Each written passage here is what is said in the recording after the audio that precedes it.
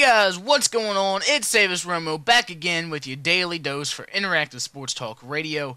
It is February 20th, 2012, and starting off in a crash-filled race Saturday night, Kyle Busch used a slingshot pass against Tony Stewart to win the 2012 Budweiser Shootout, the first NASCAR race of the year. It wasn't a points race. It's all about money, bragging rights, fun, going out there and running hard, seeing what you can do with your cars. And that was evidenced by the fact that only 10 of the 25 entrants finished on the lead lap.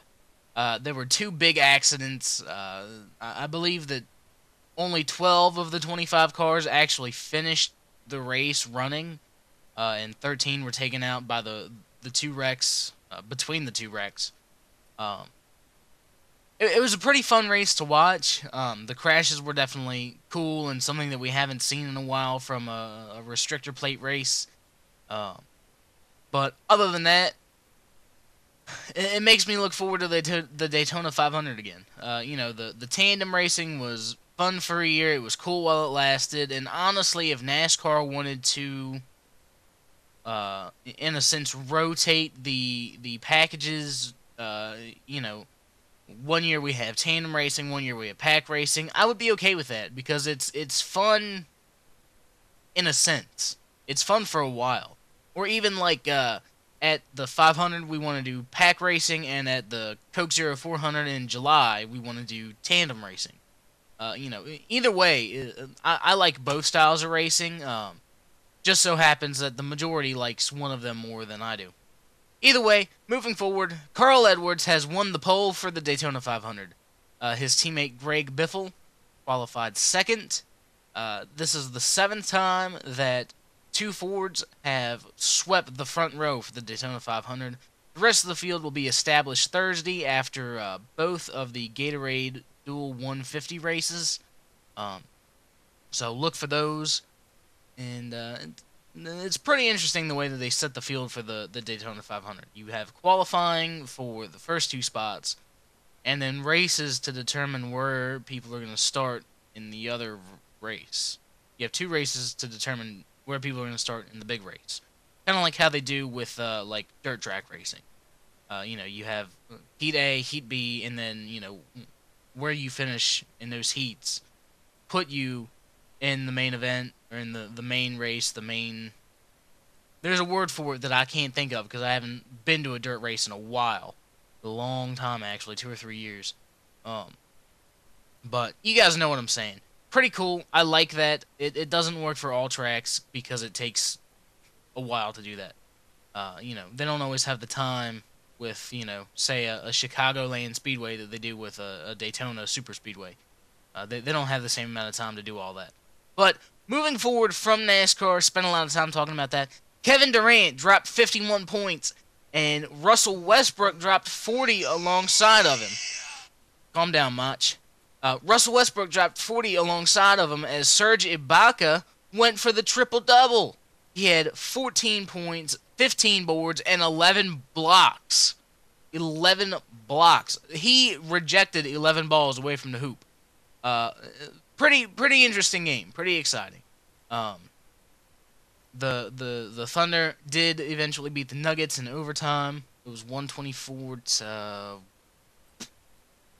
Oh, boy. I don't even know. 124-118. And it was pretty interesting game. Pretty exciting. Anytime you have somebody score 50 points, you know it's an exciting game. Anytime you have a guy score 50 points and his teammate scores 40 points, you know it's a really exciting game.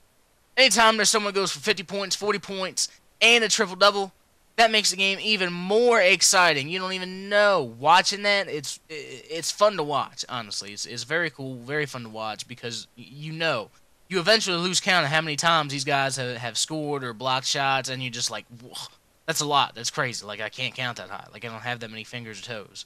But either way, moving forward, Kobe Bryant is not happy with the Lakers' treatment of Pau Gasol. He was quoted as saying, "If they're going to do something, I wish they would just bleeping expletive do it." I agree with Kobe.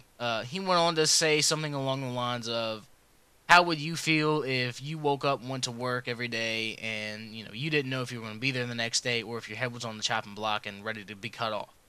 Um, Now that's not a direct quote at all, by any means. Just kind of me paraphrasing what he had said because that's a lot of words to write down on a quote. Um, but I totally agree with Kobe. You cannot expect Pau Gasol to just roll up in a Lakers uniform and be like, "Yo, I'm the man up in here. I'm so good. I'm so great. I'm one of the pillars here with Kobe and Bonham, and then tomorrow I'm traded." That's not okay. It's not how business works. Um, you know, i- i- don't put rumors out there that aren't true. If you're not trying to do something with them, don't put the rumors out there. Um, Even if you are trying to do something with them, do what you can as an organization to not put rumors out there.